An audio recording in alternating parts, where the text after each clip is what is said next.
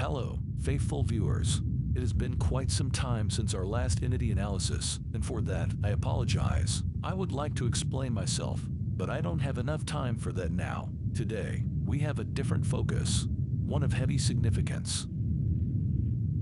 Only about 4 hours ago, one of our research divisions, Virgo team, had stumbled upon what seemed to be an entrance to an entirely new area located within Level 18, otherwise known as the Mall. Weirdly enough, in complete contrast to the setting of the mall, a massive desert was found through a secluded doorway deeper into the complexes of the mall itself. Unusually enough, all mannequins seemed to avoid this doorway whenever we had drawn them near in our tests. Upon entering this place, which we can now call the Bleeding Dunes, we were met with an abnormal wave of cold air despite the bright sun in the sky. Not only this, but after some time we had also realized that we were not alone. There were old wanderers that had approached us in what appeared to be wonder and awe. We had talked with them and noticed several abnormalities about them and their demeanor. First, we had learned that they were in this desert for 70 years. Second, we noticed that they seemed to be in pristine condition for such a horrible environment.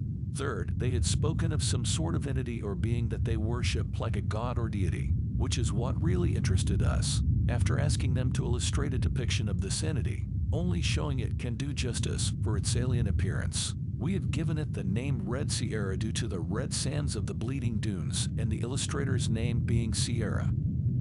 Normally, at this part of the video, you'd expect to hear us show you the sound this particular entity makes, but we've run into a few complications. The only sound we ever captured was when we had slept in the Bleeding Dunes for a night, to see the contrast between day and night in this level. But we can't even be sure if this was made by Red Sierra or by some other unknown entity. Take a listen and tell us what you think. We will provide the illustration of Red Sierra alongside the audio for a better feeling of this entity's presence. For reference, it was said that Red Sierra is at least the height of a Boeing 747.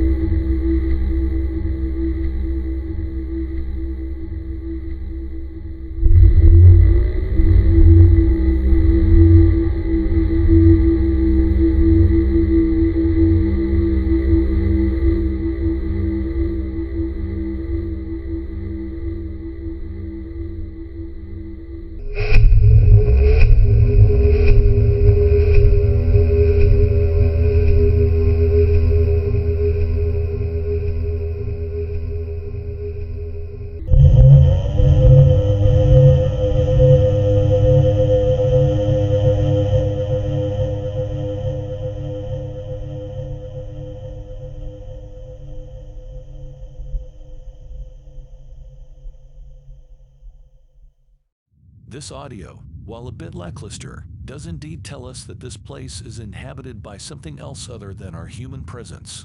Red Sierra has certainly made an impact on the people that reside here, as they refuse to accept our help to leave for good. On the side, I'd like to mention a few possible aspects we failed to consider before. The Bleeding Dunes may prevent any form of death or pain. After falling from a small cliff, one of my lead scientists had noted that they had felt no pain or received no damage whatsoever. Although, once he had left the Bleeding Dunes, his wound had materialized where it should have been when he actually received it. I believe that whatever form of harm you take in this place only applies to you once you leave. Personally, a chilling thought to me is that the people who choose to reside here only remain here because they all received some sort of fatal damage from something here. That something possibly being Red Sierra. Unfortunately for today, this concludes the video you have just watched. I look forward to discussing topics like this with you again, and plan on switching our focus to other entities for the time being. Thank you for watching, and I will hopefully meet with you again soon.